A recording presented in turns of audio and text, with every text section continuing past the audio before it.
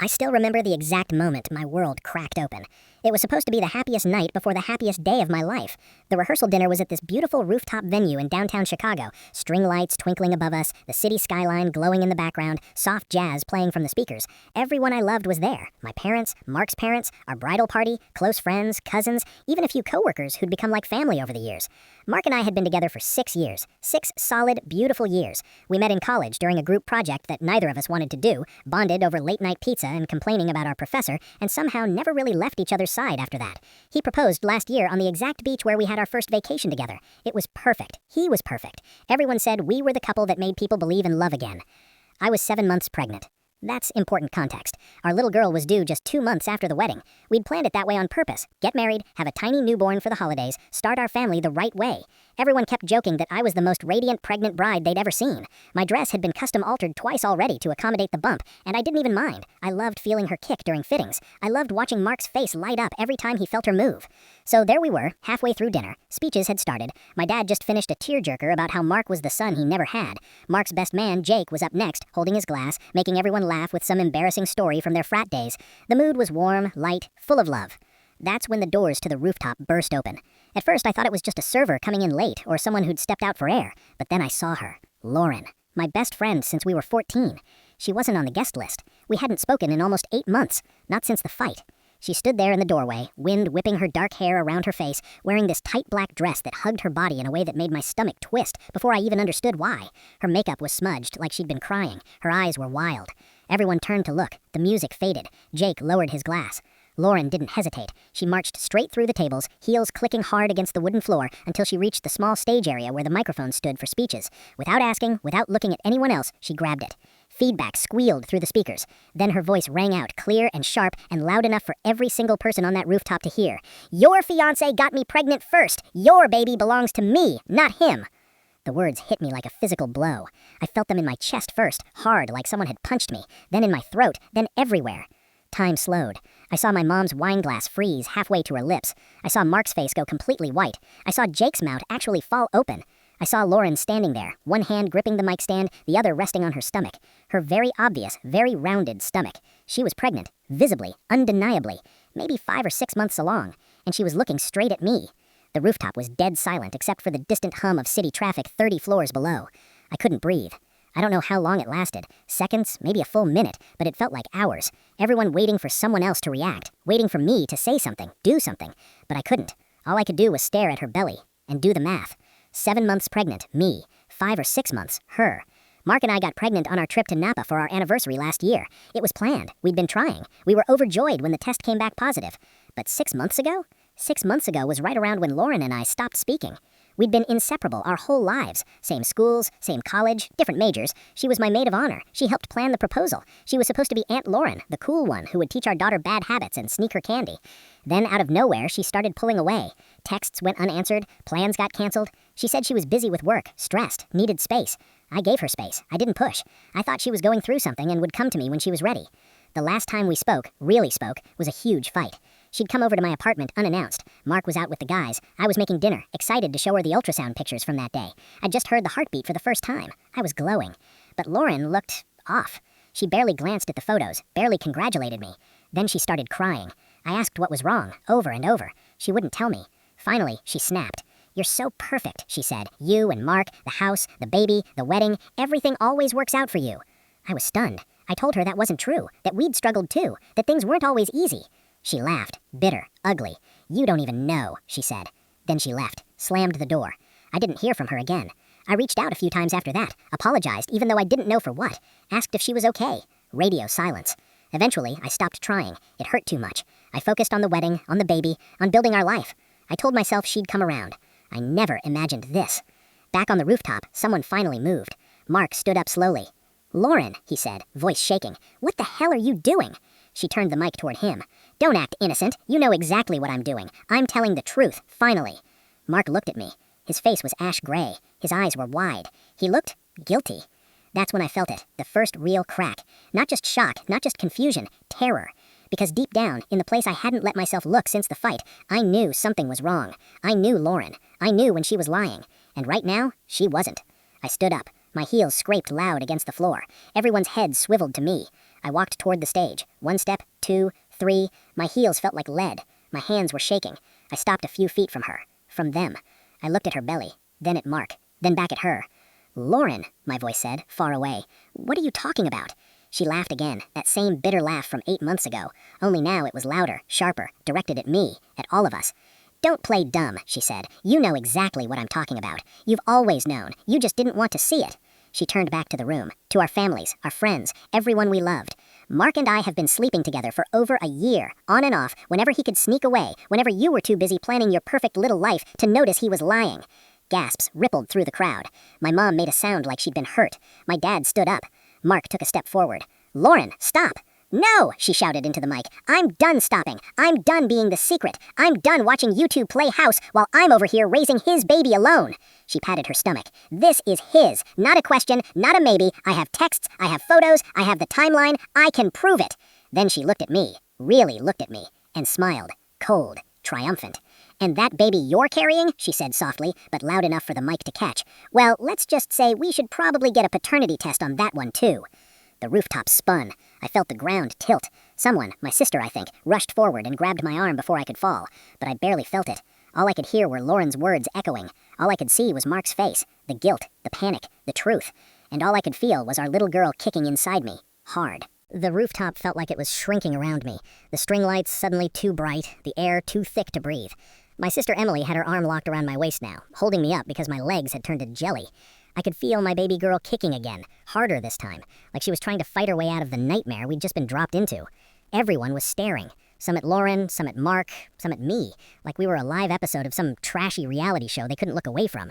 My mom was crying silently, hand over her mouth. My dad looked like he was 2 seconds from charging the stage. Mark's parents were frozen in their seats, his mom clutching his dad's arm so hard her knuckles were white. Mark finally moved. He took 3 quick steps toward Lauren, reaching for the microphone like he could somehow yank the words back out of the air. "Lauren, give me that. Please, just stop," he said, voice low but desperate, the kind of tone I'd only heard from him once before, the night he thought he'd lost his job and didn't know how to tell me. But Lauren jerked the mic away, holding it close to her chest like a shield. "No," she snapped. "You don't get to silence me anymore. Not after everything." Her eyes flicked to me for a split second. There was something in them I couldn't read. Not just anger, not just triumph. Pain, maybe. Or something darker. Security hadn't shown up yet. The venue staff were probably scrambling downstairs. So it was just us. Just this circle of family and friends watching our lives implode in real time. Jake, Mark's best man, finally found his voice. "Lauren, what the actual hell are you doing?" he asked, stepping forward. He'd always liked her, thought she was fun, the life of the party. Now he looked betrayed on Mark's behalf. Lauren laughed again, but it cracked in the middle. "What am I doing? I'm doing what should have been done months ago. I'm tired of being the dirty little secret while she pointed the mic stand at me like a weapon, gets the fairy tale." I found my voice somehow. It came out small, shaky, but it was there. "Lauren, is this true?" I asked. I didn't want to look at Mark yet. I couldn't. If I looked at him and saw confirmation in his eyes, I knew I would shatter completely.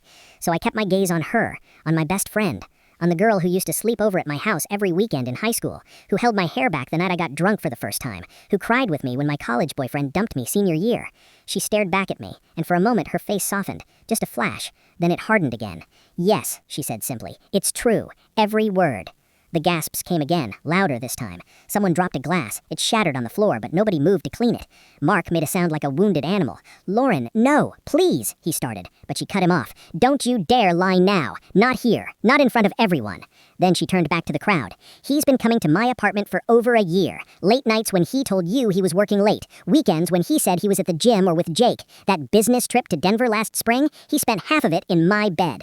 My knees buckled. Emily tightened her grip. I could feel tears burning in my eyes, but I refused to let them fall. Not yet. Not in front of her.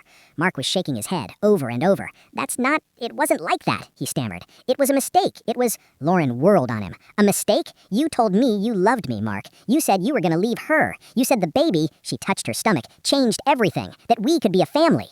Mark's face crumpled. He looked like he was going to be sick. I finally turned to him. I had to. "Mark," I said. My voice cracked on his name. "Look at me." He did, slowly, like it physically hurt. His eyes were red, glassy. I asked, "Is it true? Any of it?" He opened his mouth, closed it, opened it again. No words came out first. Then, barely a whisper, I messed up. I'm so sorry." That was all I needed, the confirmation. It hit me harder than Lauren's announcement, because Mark, my Mark, had never lied to me. Not in 6 years, not about anything big. He'd always been the honest one, the rock, the guy who told me when my outfit didn't look good, or when I was being irrational about something small. And now this. I felt something inside me break. Not dramatically, not with a scream or a sob, just quietly, like a glass that had been cracked for months finally giving way. I pulled away from Emily and walked closer to the stage, close enough that Lauren had to step back a little. "How long?" I asked her. My voice was steadier now, cold. She blinked, surprised. "What? How long have you been sleeping with my fiancé?" I repeated. She hesitated, looked at Mark, then back at me. Since your engagement party," she said quietly. "It started that night." The engagement party, 14 months ago, the night Mark proposed on one knee in our friend's backyard, fairy lights everywhere, everyone cheering. I remembered Lauren hugging me so tight afterwards, telling me how happy she was for me. I remember her and Mark doing shots together later, laughing about something I couldn't hear. I remember thinking how lucky I was to have both of them in my life. 14 months, over a year of lies. I nodded slowly. "And the baby?" I asked, glancing at her stomach. "When did you find out?" She lifted her chin. 3 months ago. 3 months, right around when she stopped talking to me completely, when the radio silence began, when I thought she was just going through something personal. "Did he know?" She nodded. "Yes, I told him the day I found out. He freaked out at first, then he said he'd take care of us, that he'd figure it out." Mark made another strangled sound. I never said I would leave her," he protested weakly. Lauren's eyes flashed. "You didn't have to say it. You showed it. Every time you came over, every time you held me, every time you kissed this baby like it meant something." I felt bile rise in my throat. I pressed my hand to my mouth. Emily was beside me again, rubbing my back. "We should go inside. Get you away from this." But I shook my head. I wasn't done. Not yet. I looked at Lauren again. "How long?" I asked her. My voice was steadier now, cold. She blinked, surprised. "What? How long have you been sleeping with my fiancé?" I repeated. She hesitated, looked at Mark, then back at me. Since your engagement party," she said quietly. "It started that night." The engagement party, 14 months ago, the night Mark proposed on one knee in our friend's backyard, fairy lights everywhere, everyone cheering. I remembered Lauren hugging me so tight afterwards, telling me how happy she was for me. I remember her and Mark doing shots together later, laughing about something I couldn't hear. I remember thinking how lucky I was to have both of them in my life. 14 months, over a year of lies. I nodded slowly. "And the baby?" I asked, glancing at her stomach. "When did you find out?" She lifted her chin. 3 months ago. 3 months, right around when she stopped talking to me completely, when the radio silence began, when I thought she was just going through something personal. "Did he know?" She nodded. "Yes, I told him the day I found out. He freaked out at first, then he said he'd take care of us, that he'd figure it out." Mark made another strangled sound. I never said I would leave her," he protested weakly. Lauren's eyes flashed. "You didn't have to say it. You showed it. Every time you came over, every time you held me, every time you kissed this baby like it meant something." I felt bile rise in my throat. I pressed my hand to my mouth. Emily was beside me again, rubbing my back. "We should go inside. Get you away from this." But I shook my head. I wasn't done. Not yet. I looked at Lauren again. "How long?" I asked her. My voice was steadier now, cold. She blinked, surprised. "What? How long have you been sleeping with my fiancé?" I repeated. She hesitated, looked at Mark, then back at me. Since your engagement party," she said quietly. "It started that night." The engagement party, 14 months ago, the night Mark proposed on one knee in our friend's backyard, fairy lights everywhere, everyone cheering. I remembered Lauren hugging me so tight afterwards, telling me how happy she was for me. I remember her and Mark doing shots together later, laughing about something I couldn't hear. I remember thinking how lucky I was to have both of them in my life. 14 months, over a year of lies. I nodded slowly. "And the baby?" I asked, glancing at her stomach. "When did you find out?" She lifted her chin. 3 months ago. 3 months, right around when she stopped talking to me completely, when the radio silence. The elevator ride down from the rooftop felt like it took an eternity. Emily held one of my arms, my mom the other, my dad trailing close behind with his jaw clenched so tight I could practically hear it. Nobody spoke. The soft ding of the floors passing was the only sound, each one marking another layer of distance between me and the disaster upstairs. I kept my hands pressed protectively over my belly, feeling our little girl shift and kick like she was restless, like she already sensed the storm. When the doors finally opened to the lobby, the cool marble floor under my heels felt grounding. Real, solid, something that hadn't just been blown apart. We didn't go to the hotel suite Mark and I were sharing. Emily steered us toward the one she and my parents had booked on a lower floor. "You're staying with us tonight," she said firmly. No room for argument. I didn't have the energy to fight it. My phone was already blowing up in my clutch. Texts, missed calls, voicemails, but I couldn't look yet. I wasn't ready to see whatever people were saying. My dad checked us in at the front desk for a second room adjoining theirs, muttering something about needing space. The clerk kept glancing at me sympathetically, like she'd heard rumors already. News travels fast in places like this. Inside the new room, the silence broke. My mom immediately started fussing, kicking off my shoes, fetching water, fluffing pillows on the bed like if she made everything comfortable enough, the pain would go away. Emily sat me down on the edge of the mattress and knelt in front of me, holding both my hands. "Talk when you're ready," she said softly. "Or don't. We're here." My dad paced near the window, phone to his ear, voice low and furious. I caught fragments. "Absolute disgrace. How long has this been going on? Police if she causes more trouble." I didn't stop him. Part of me wanted someone else to be angry for me, because I was still floating in this numb haze. I don't know how much time passed, maybe 20 minutes, before there was a knock at the door. Firm, insistent. My dad crossed the room in 3 strides and yanked it open. Mark stood there, still in his rehearsal dinner suit, tie loosened, hair disheveled like he'd been pulling at it. His eyes were bloodshot. He looked wrecked. "Please," he said immediately, "I need to talk to her." My dad blocked the doorway with his body. "You've done enough talking for one night, son." The word son came out laced with venom. Mark didn't back down. "Sir, I know I don't deserve it, but please, 5 minutes." Emily stood up, ready to join the blockade, but I found my voice. "Let him in," I said quietly. Everyone turned to look at me like I'd lost my mind. "I need answers." My dad hesitated, then stepped aside with a warning glare that could have melted steel. Mark came in slowly, hands raised like he was approaching a scared animal. The door clicked shut behind him. My mom and Emily stayed close, arms crossed. My dad leaned against the wall, watching his every move. Mark stopped a few feet away from me, eyes locked on mine. "Baby," he started. "Don't," I cut him off. "Don't call me that. Not tonight." He swallowed hard, nodded. "Okay, I'm so sorry. I don't even know where to start." "Start with the truth. All of it. From the beginning." He took a shaky breath and ran a hand over his face. "It started the night of the engagement party," he said, echoing what Lauren had already revealed. "Everyone was drinking, celebrating. You'd gone to bed early. You weren't feeling well. Lauren and I stayed up with a few others doing shots. One thing led to another. We ended up in the guest room. It was stupid. Drunk. I regretted it the second it happened." He paused, voice cracking. "I swore it would never happen again." "But it did," I said flatly. He nodded, looking down at the carpet. "A few weeks later, she texted me, said she couldn't stop thinking about it. I told her no, I really did. But then work got stressful, we had that big fight about the wedding budget, and I don't know, I was weak. I went over to her place one night, just to talk, I told myself, but it happened again." I felt my chest tighten. That fight, he was talking about the one where I'd snapped at him over spending too much on the venue. I'd felt guilty for days afterwards. Apparently, he'd used it as an excuse to cheat. "How many times?" I asked. He hesitated. "I don't know exactly. Maybe 20? 30? My mom gasped. Emily muttered something under her breath. I just stared at him. 30 times. 30 separate choices to betray me. "And you never used protection?" I asked, voice barely above a whisper. He shook his head, eyes filling. "Not after the first few. She was on the pill," she said. "I was stupid. I trusted her." I laughed then, a short, bitter sound that surprised even me. "You trusted her. That's rich." He flinched. "When did you find out she was pregnant?" I pressed. 3 months ago," he admitted. "She called me crying, sent a picture of the test. I panicked. I didn't know what to do. I told her I'd help financially, whatever she needed, but that I wasn't leaving you, that I loved you, that we had our own baby coming." "Did you ever consider telling me?" I asked. He looked away. "I wanted to, so many times, but I was scared. I thought if I ended it completely, paid for whatever she needed quietly, it would just go away. I know how awful that sounds." I leaned back against the headboard, suddenly exhausted. "And our baby?" I asked, hand on my belly. "Is she yours?" His eyes snapped to mine, wide of horror. "Yes, God, yes, there's no question. The timing, the Napa trip, that was the only time we—" He trailed off. "I swear on everything, she's mine. Ours." I wanted to believe him, desperately, but how could I ever trust his word again? "Lauren said we should get a paternity test," I said quietly. "Maybe we should." Pain flashed across his face, but he nodded. "Whatever you need. I'll do it tomorrow if you want." There was a long silence. My dad finally spoke. "You need to leave, Mark. She's had enough for one night." Mark looked at me pleadingly. "Please, can I stay? We can talk more." "No," I said. The word came out stronger than I expected. "I can't look at you right now. Go."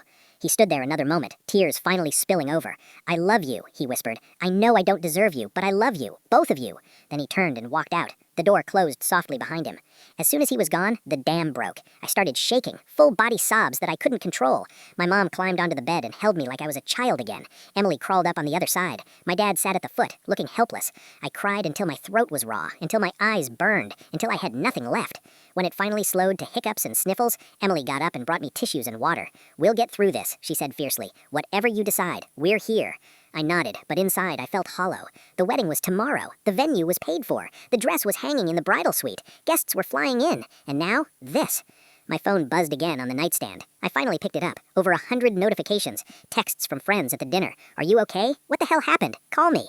Voicemails from bridal party members. A long string from Jake. "Mark's a mess. He's at the bar downstairs drinking. Told him he's an idiot. I'm so sorry." Then one text that made my blood run cold. From Lauren. A photo. Her ultrasound. The date stamped clearly. Conception window matching perfectly. Caption, he's been at every appointment. Ask him about the 12-week scan when he held my hand and cried. I dropped the phone like it burned. Emily picked it up, read it, and cursed. Block her, she said immediately. I did, with shaking fingers. Sleep didn't come easy. I lay there in the dark, staring at the ceiling, replaying everything, wondering how I'd missed the signs. The late nights he claimed were work, the weekends he spent at the gym, the way Lauren had pulled away. I'd blamed myself for not being a better friend. Turns out I'd been blind to both of them. At some point, exhaustion won. I drifted off with my hand on my belly, whispering apologies to my daughter for the world she was about to enter. I woke to sunlight streaming through the curtains and my mom gently shaking my shoulder. Honey, it's almost noon, she said softly. You needed the rest. My body felt heavy, head palming from crying. Emily was at the desk on her laptop. I canceled the hair and makeup team for now. Told them there's a family emergency. The venue's on standby. I nodded gratefully. The wedding was supposed to start at 4 p.m. We had hours to decide what the hell to do. My dad came in from the adjoining room with coffee and bagels. Guests are starting to arrive, he said grimly. Some already checked into the hotel. They're asking questions. I closed my eyes. Of course they were. Social media was probably exploding. I hadn't even looked yet. We can cancel, my mom said gently. Postpone, whatever you want. But canceling felt like letting Lauren win, like admitting defeat.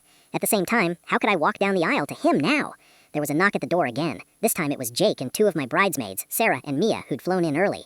They looked devastated. We heard, Sarah said. I stood in front of the full-length mirror in the hotel room, still in the white satin robe, hair unbrushed, face bare of any makeup, and stared at the woman looking back at me. 7 months pregnant, eyes swollen from crying, skin blotchy, but there was something different in my expression now. The numbness had burned away sometime between the ultrasound photo from the unknown number and this moment. What was left wasn't just pain, it was resolve. Cold, sharp, unbreakable resolve. My mom hovered behind me, wringing her hands. Emily sat on the bed, scrolling through her phone, quietly canceling vendors one by one just in case. My dad had gone downstairs to handle the growing crowd of confused guests in the lobby. The clock on the nightstand read 1:47 p.m., 2 hours and 13 minutes until the ceremony was supposed to start. I picked up my phone again. The unknown number had sent 2 more messages while I was in the bathroom, throwing up what little breakfast I'd managed to eat. Another photo, Mark kissing Lauren's bare stomach in what looked like her apartment, fairy lights in the background. Then a final text. He told me he wished it was me walking down the aisle. Ask him. I didn't reply. I simply screenshotted everything, sent it to Emily with the note, save these, then blocked the number. Evidence. I didn't know why I needed it yet, but I knew I did. Emily looked up from her laptop. Florist is refunded, photographer will still charge 50%, but she's willing to do a newborn shoot later if you want. DJ is fine with cancellation. I nodded. Every confirmation felt like another thread being cut from the life I thought I was building, but it also felt freeing, like shedding weight I hadn't realized I was carrying. What about the venue? I asked. They're waiting on your final word, she said gently. They'll hold the space until 3 p.m. After that, full charge regardless. I took a deep breath. Tell them we're proceeding, I said. My mom's head snapped up. Honey, are you sure? Emily froze mid-type. I met their eyes in the mirror. Not with the wedding, I clarified, but with the venue. I'm going down there at 4 p.m. Everyone who flew in deserves an explanation, and I'm giving it to them myself. Silence hung for a beat. Then Emily grinned, small, fierce, proud. Hell yes. You want me to draft something? No, I said. I know exactly what I'm going to say. My mom still looked worried. You don't have to do this. We can release a statement. Let people go home. I shook my head. No hiding. Lauren wanted a scene. She's getting one, but on my terms this time. The next hour was a blur of preparation. Not wedding preparation, something different. I showered, blew out my hair, did my own makeup. Simple, natural, but polished. I put on the maternity dress I'd bought for the rehearsal dinner photos, a soft champagne color that skimmed my bump beautifully. No wedding gown today. I wasn't a bride anymore. I was a woman taking back her narrative. Emily helped me into low heels. My mom fastened the delicate necklace my grandmother had given me the week before she passed. For strength, she whispered, kissing my cheek. I squeezed her hand. At 3:15, we went downstairs. The lobby was packed. Guests in suits and dresses milled around looking confused, phones in hands, whispering. Some had clearly seen social media posts. Clips from the rehearsal dinner had already started circulating. Grainy phone videos of Lauren with the mic. I saw Mark's aunt crying in a corner. Jake spotted us first and hurried over. He's upstairs, he said quietly. Hasn't left the room, won't eat, keeps saying he'll do whatever you decide. I nodded. Good, tell him to stay there until I say otherwise. Jake hesitated, then agreed. The venue was a 10-minute walk through the hotel's indoor corridor. Emily and my parents flanked me like bodyguards. Guests followed in a slow wave, sensing something was happening.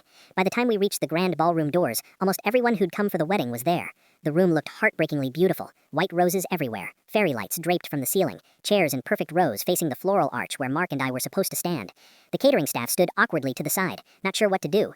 I walked straight to the front, stepped up on the small platform where the officiant would have stood, and turned to face the room. No microphone this time, just my voice, but the space was quiet enough that it carried. Every seat filled quickly. Phones came out, people recording. I didn't stop them. Let the truth go viral. Thank you for coming, I began, voice steady. I know many of you traveled far, spent money, took time off work to celebrate with us today, and I'm so grateful for that love and support. It means everything to me. I paused, scanning the faces. Family, friends, some I hadn't seen in years. But there isn't going to be a wedding today. A murmur rippled through the crowd. I waited for it to settle.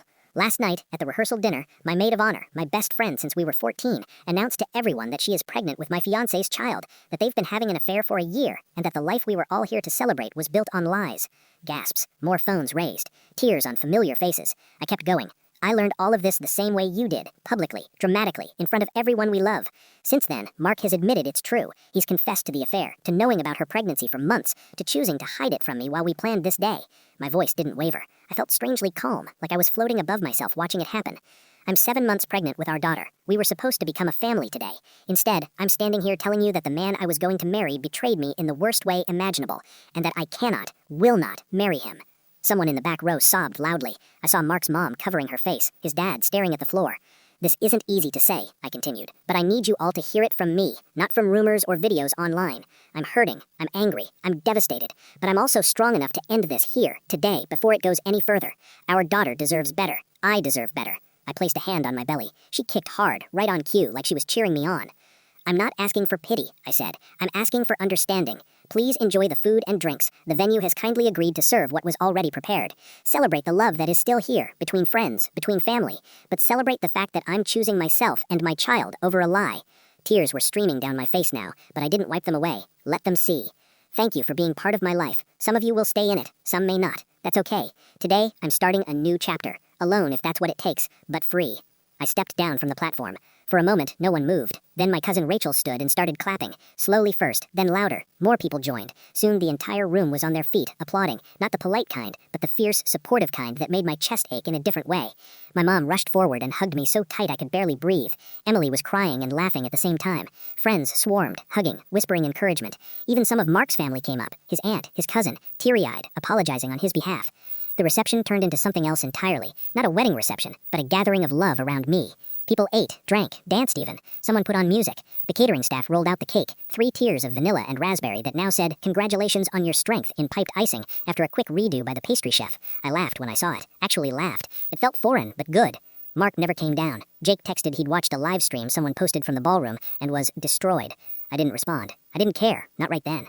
Around 8 p.m. as things started winding down, Emily pulled me aside. "Lauren's been blowing up my phone," she showed me the screen. Dozens of missed calls, long voice messages, texts begging to talk. Block her? I thought about it, then shook my head.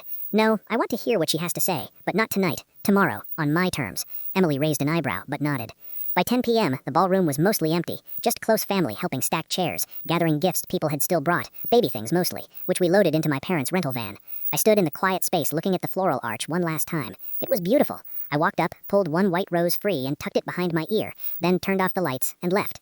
Back in the hotel room, alone for the first time all day, I finally let myself feel everything. I sat on the bed, kicked off my shoes, and cried. Not the ugly heaving sobs from last night, but steady, quiet tears that felt like release. I rubbed my belly and talked to my daughter. "We're going to be okay," she whispered. "It's just you and me now, baby girl, and that's enough." She kicked again, strong and sure. My phone buzzed one last time before I turned it off. A text from Mark. Long, apologizing, begging, promising to change, saying he'll sign whatever papers, pay whatever support, get therapy, disappear if that's what I wanted, ending, "I'll love you forever." I read it twice, then deleted the thread. Not out of anger, out of peace. I didn't know what tomorrow would bring, how co-parenting would work, whether I'd ever forgive them either. The morning after the non-wedding dawned gray and cold. Typical Chicago January weather seeping through the hotel windows. I woke up earlier than everyone else, the baby kicking insistently like she had her own agenda for the day. I lay there for a while, staring at the ceiling, replaying yesterday's events in my head.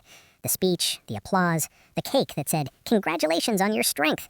It all felt surreal, like it had happened to someone else. But the ache in my chest was very real, and so was the quiet fury simmering underneath the calm I'd managed to project. Emily stirred on the rollaway bed across the room. "You okay?" she mumbled, voice thick with sleep. I nodded. "Yeah, I think I am." She sat up, rubbing her eyes. "Good, because today's going to be rough." She was right. I had messages to answer, logistics to handle, and 2 people I needed to face eventually. But first, breakfast. My mom and dad knocked on the adjoining door with room service trays. Eggs, fruit, toast, decaf coffee. We ate in relative silence, the kind that comes from a family processing trauma together. My dad kept checking his phone, muttering about work emails he was ignoring. My mom kept refilling my water glass like hydration could fix a broken heart. By 10 a.m., I was dressed in leggings and an oversized sweater, hair in a messy bun, ready for war in the most comfortable way possible. Emily handed me my phone. Lauren called 6 more times overnight, left 3 voicemails. You sure you want to hear them? I took a deep breath. Play them. The first one was drunk and rambling, recorded around 2 a.m. I know you hate me. I hate me too, but I didn't have a choice. He said he loved me. I just wanted him to choose me for once. Slurring, crying, background noise like a bar. The second was sober, early morning. I'm sorry for how I did it. I really am, but I'm not sorry it's out. You deserve to know. Call me when you're ready to talk. I'll tell you everything. The third was short. I'm at my apartment, alone. If you want to come over, I'll be here all day. I stared at the phone for a long minute. Part of me wanted to delete them and never speak to her again. Part of me needed answers only she could give. I'm going over there, I said finally. My mom's eyes widened. Absolutely not. Not alone. Emily stood up. I'm driving, and I'm coming in. My dad started to protest, but I held up a hand. I need to do this. I need to hear it from her face to face. But yeah, Emily comes with me. Moral support and potential restraint if I try to strangle her. We left at 11:30. The drive to Lauren's apartment in Wicker Park was only 20 minutes, but it felt like hours. Chicago traffic was light for a Sunday. Gray slush on the roads, bare trees lining the streets. I remembered countless drives to this exact building. Sleepovers in high school, wine nights in college, helping her move in 3 years ago when she got the place. Mark had helped too that day, carrying boxes, sweating, laughing with us. I wondered now how many of those memories were tainted. Emily parked in the guest spot Lauren used to save for me. We sat in the car for a minute. Ground rules, Emily said. You set the pace. If it gets too much, we leave. No physical violence, tempting as it may be. I managed a small laugh. Deal. We buzzed up. Lauren's voice crackled through the intercom, surprised. You're here? Open the door, I said. The buzz came immediately. Her apartment was on the 3rd floor. The door opened before we reached it. Lauren stood there in yoga pants and an old college hoodie, face bare, hair in a ponytail, eyes red and puffy. Her bump was more pronounced in the tight clothes, undeniably pregnant. She looked smaller somehow, broken. Come in, she said quietly, stepping aside. The place was a mess. Dishes in the sink, blankets on the couch, pregnancy books scattered on the coffee table. It smelled like stale coffee and unwashed laundry. Not the put-together Lauren I knew. Emily stayed near the door, arms crossed, silent guard mode. I walked straight to the living room and sat on the armchair, not the couch. Lauren hovered. Do you want water? Tea? No, I said. I want the truth. All of it. Start from the beginning. She nodded, lowered herself onto the couch carefully, hands resting on her belly. For a long moment, she just stared at her lap. Then she started talking. It really did start at the engagement party, she said, voice soft. You'd gone to bed early. Everyone was drunk, celebrating. Mark and I ended up alone in the kitchen refilling drinks. We were laughing about old stories. Then he kissed me. Or I kissed him. I don't even know anymore. But we ended up in the guest bedroom, clothes on the floor. It was fast, messy, drunk. The next morning he freaked out, said it was a huge mistake, that he loved you, that it would never happen again. I agreed. I felt sick about it. She paused, swallowed. But I couldn't stop thinking about it, about him. I'd always had a little crush, since college. But you two were so solid, I buried it. That night cracked it open. I stayed silent, letting her continue. A few weeks later, I texted him. Just a casual, hey, thinking about that night. Crazy, right? He didn't respond for 2 days. Then, we can't. I love her. But I kept pushing. Little messages here and there, memes, inside jokes, reminders of how good it felt. I knew it was wrong. I hated myself for it, but I couldn't stop. And eventually, he gave in. He came over one night when you were at your parents' for dinner, said he just wanted to talk, to clear the air, but we didn't talk much. She looked up at me then, eyes pleading for understanding I couldn't give. It became this thing. Secret meetups, late nights. He'd tell you he was working late or at the gym, and he'd come here, or we'd get a hotel. It went on for months. I felt my stomach churn. Hotels. While I was at home planning our future, picking out baby names, he was with her.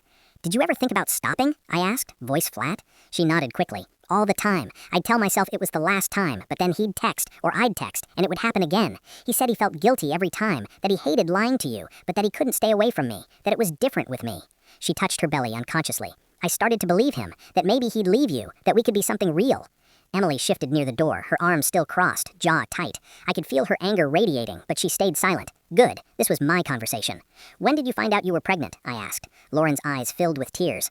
About 3 months ago. I was late. Took a test here, alone. Panicked. Called him immediately. He came over right away. At first he was shocked. Said it couldn't happen, that we'd been careful sometimes. But when I showed him the positive, he hugged me. Said we'd figure it out. That he'd be there. She wiped her eyes. For a while, he was. He came to the first ultrasound, held my hand, cried when we heard the heartbeat, told me the baby was a boy. A boy? She was having a son, Mark's son, half-brother to my daughter. The thought made my head spin. And you thought that meant he'd choose you? I asked. She nodded. He started talking about it, saying maybe after the wedding he'd tell you the truth, that he couldn't marry you knowing about us. He even looked at bigger apartments online once, talking about space for the baby. I got my hopes up, stupidly. Her voice cracked. Then you announced your pregnancy, and everything changed. I remembered that day, the excitement, the social media post with the tiny onesie, Mark's huge smile in the photo. He pulled away, she continued, stopped coming over as much, said he had to focus on you, on your baby, that he couldn't leave you pregnant. I got angry. We fought. He said he'd still support me financially, be a dad to our kid, but that he was staying with you, that your daughter was planned, ours wasn't, that he loved you more. She laughed bitterly. He actually said more, like there was a scale. I closed my eyes for a second, processing. He'd ranked us, ranked his children. So you decided to blow it up at the rehearsal dinner, I said. She nodded, tears streaming now. I was desperate. I thought if I forced his hand publicly, he'd have to choose me, that everyone knowing would make him step up. I didn't think about how it would hurt you, or I did, but I pushed it down. I told myself you'd be fine eventually, that you'd find someone better. I was jealous, so jealous, of your life, your baby, your ring. I wanted to take something from you for once. The room was quiet except for her soft crying. Emily finally spoke. You took everything from her. You realize that, right? Lauren looked at her, then back at me. I know I did, and I hate myself for it, but I was drowning. I still am. I leaned forward. Why tell me all this now? You could have kept lying. Let me hate you from afar. She met my eyes. Because you came here. Because you deserve the full truth. And because I don't want to be this person anymore. The homewrecker. The villain. I want to be someone my son can be proud of someday.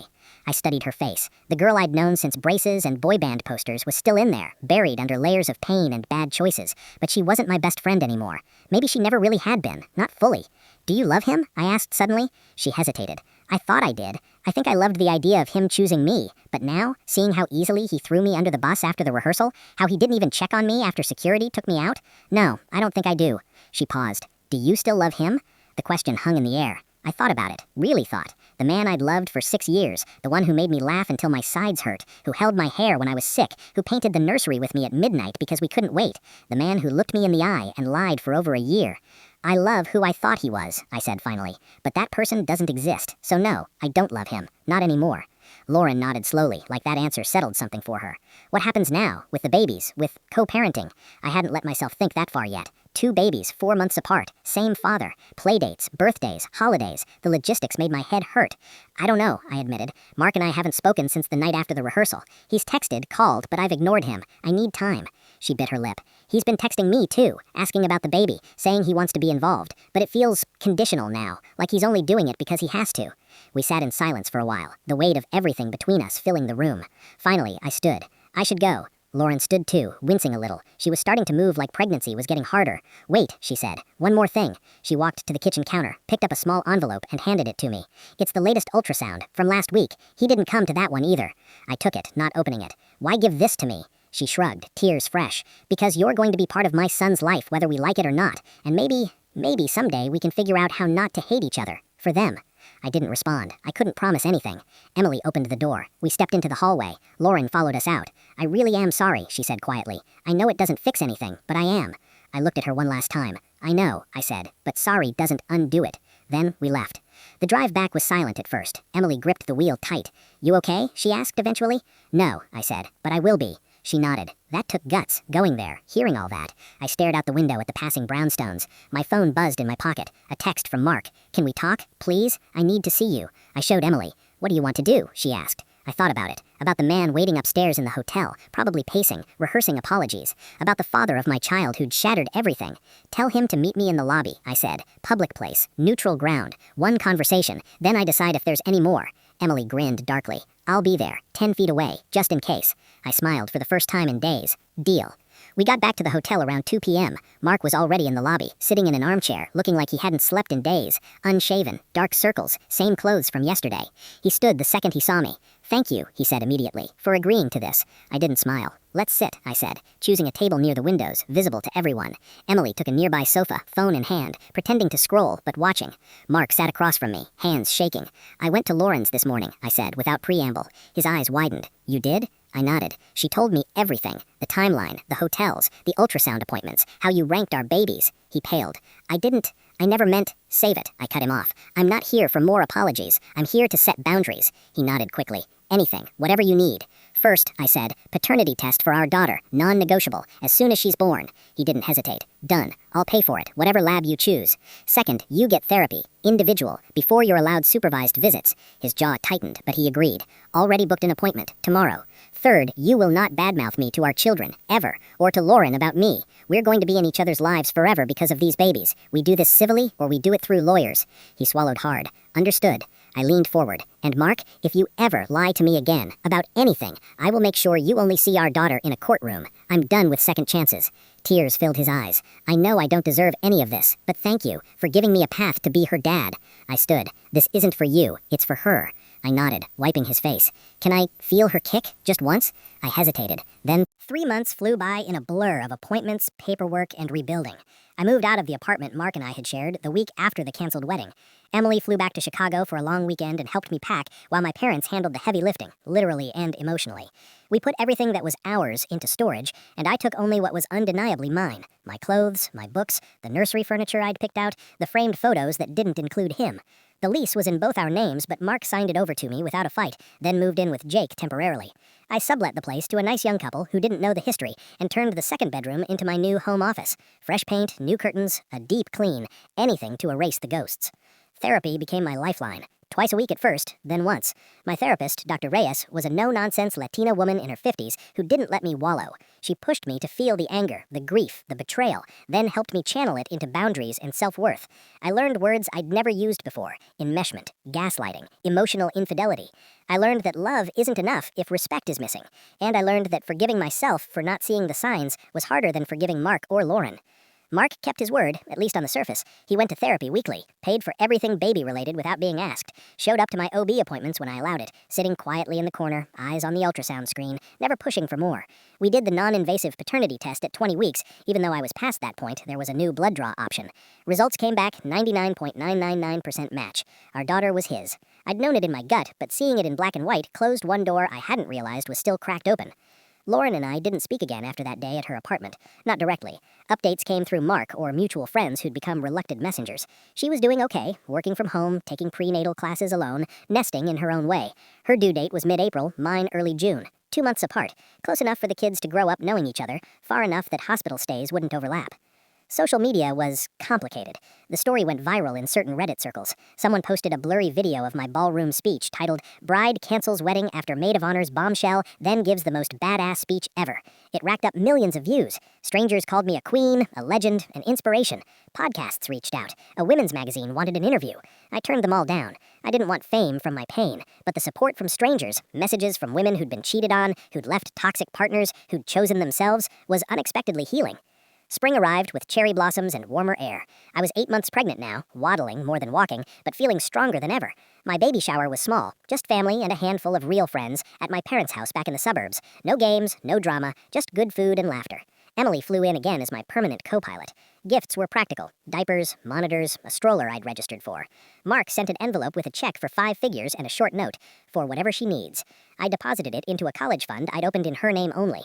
One Saturday in late April, I got the text from Mark. Lauren's in labor. Early. Water broke at 36 weeks.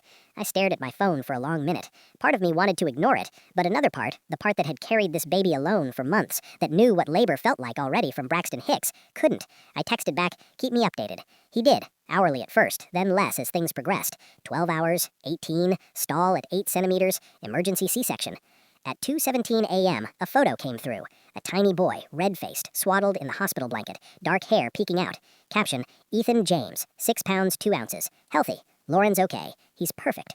I zoomed in on the little face. My daughter's half-brother. Same nose as Mark, same chin. I saved the photo, then cried quietly in the dark so I wouldn't wake the baby kicking inside me. Not sad tears, not happy ones, just release. I didn't go to the hospital, not yet. Boundaries. 2 weeks later, Mark asked if he could bring Ethan to my apartment for a short visit.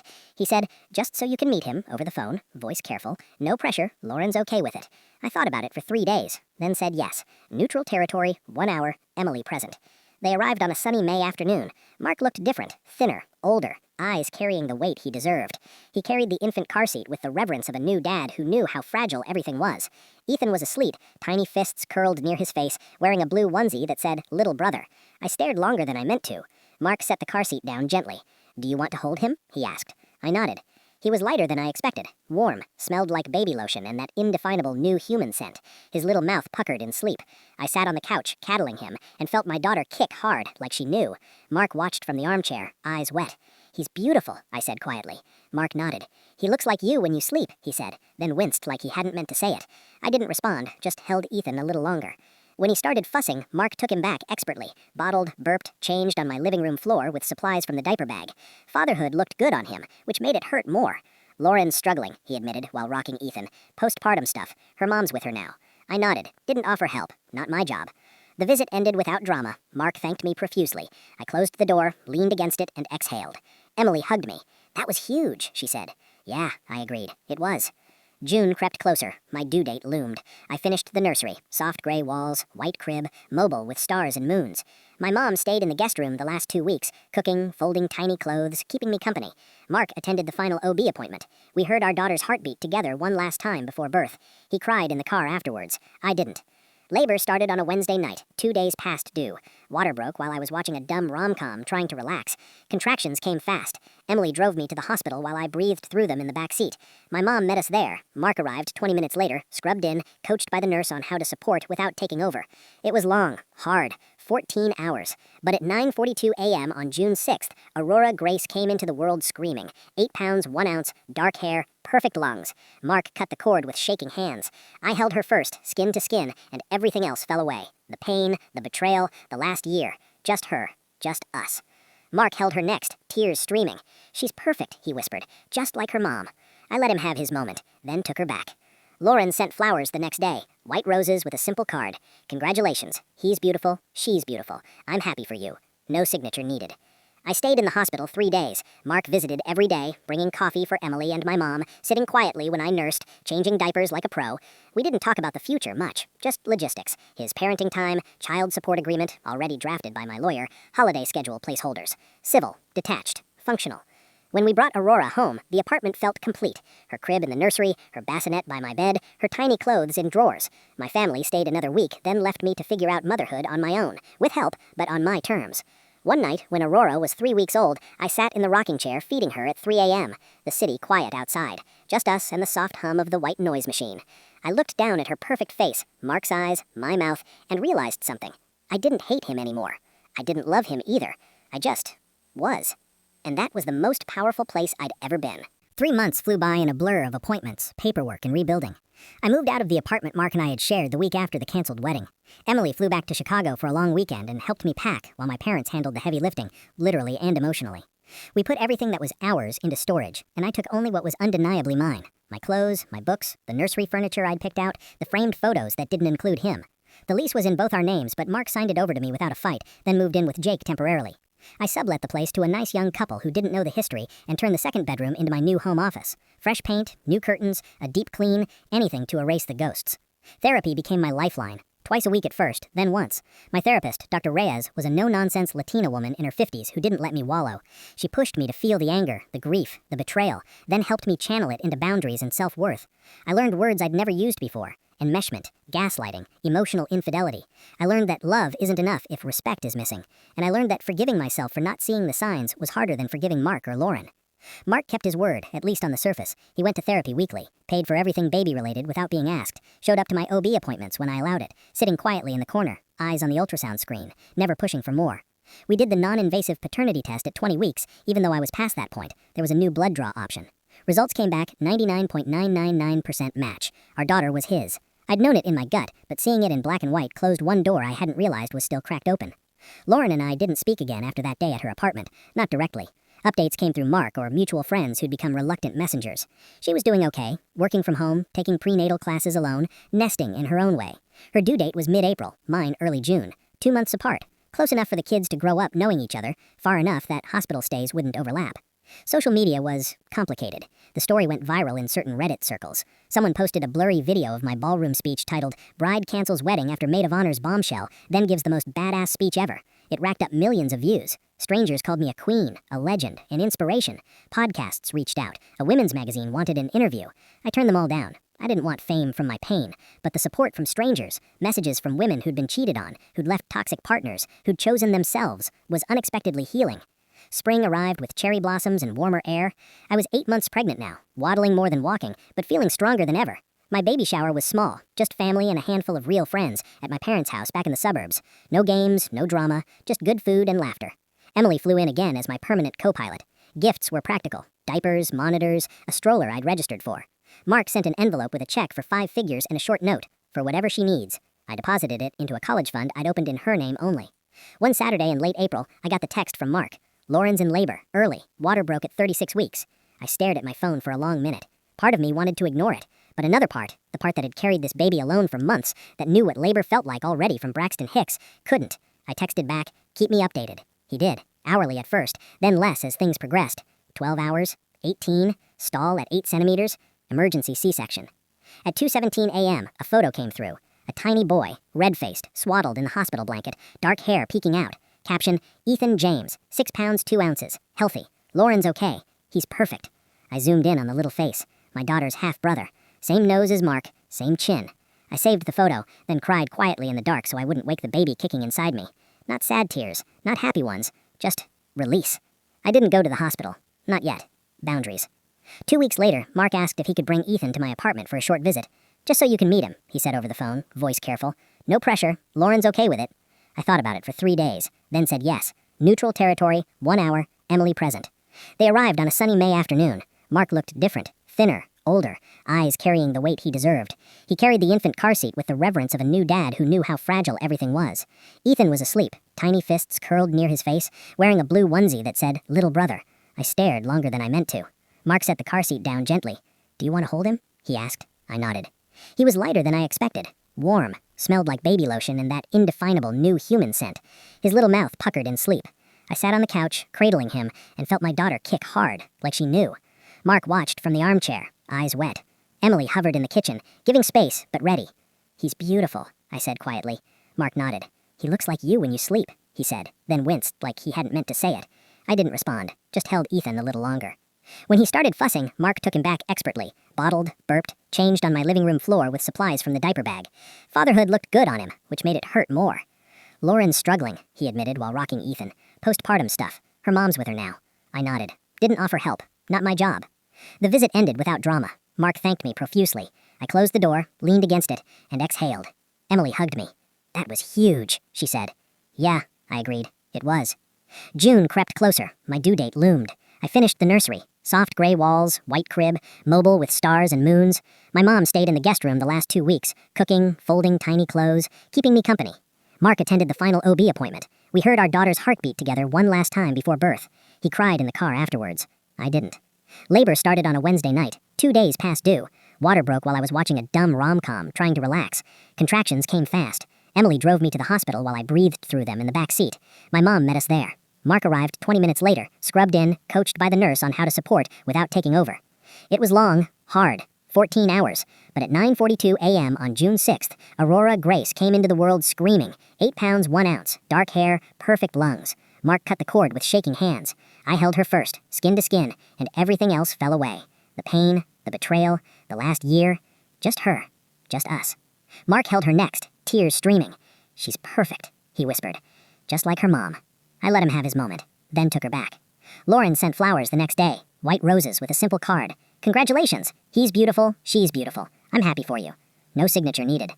I stayed in the hospital 3 days. Mark visited every day, bringing coffee for Emily and my mom, sitting quietly when I nursed, changing diapers like a pro. We didn't talk about the future much, just logistics. His parenting time, child support agreement, already drafted by my lawyer, holiday schedule placeholders. Civil, detached, functional.